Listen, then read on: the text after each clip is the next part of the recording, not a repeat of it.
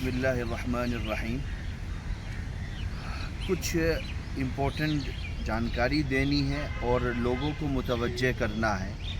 بہت سارے مساجد، مدارس، قبرستان اور خانقاہوں کو بچانے کی ایک مضبوط لڑائی لڑنی ہے پوری قوم کو مل کر کے.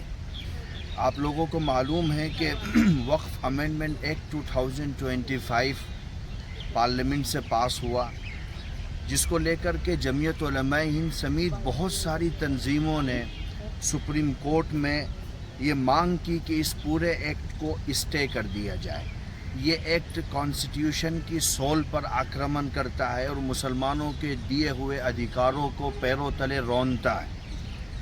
لیکن سپریم کورٹ نے پورے ایکٹ کو اسٹے نہیں کیا، بلکہ اس کے کچھ پراودھانوں پر روک لگا دی اور انٹرم آرڈر ہوا 15 سپٹمبر 2025 کو. سپریم کورٹ نے مسلم پریکٹسنگ کی جو بات ایکٹ میں کی گئی تھی کہ 5 سال کا مسلم پریکٹسنگ ہونی چاہیے تب وقف کرنے کے سلسلے میں ادھیکرت ہوگا، اس کو اسٹے کر دیا. اگر کوئی ووادت بھومی ہے تو ڈسٹرکٹ مجسٹریٹ طے کرے گا کہ وہ وقف ہے یا وقف نہیں ہے، اس کو بھی اسٹے کر دیا. لیکن اگر آپ دیکھیں گے تو ایکٹ میں وقف امینڈمنٹ ایکٹ 2025 کے سیکشن 3B کو سپریم کورٹ نے اسٹے نہیں کیا ہے.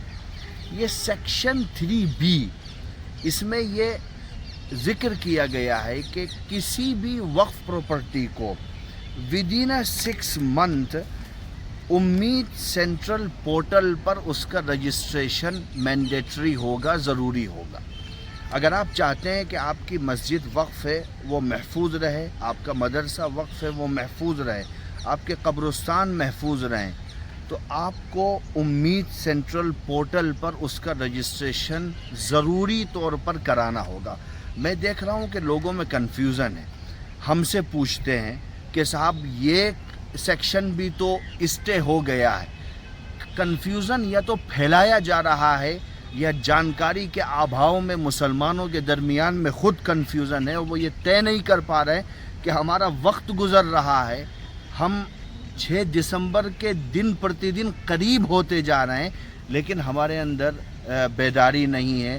5 دسمبر ہمارے سامنے کھڑا ہے. تو اس لیے یہ کرانا ضروری ہے. یہ سیکشن اسٹے نہیں ہوا ہے، اسی لیے میں نے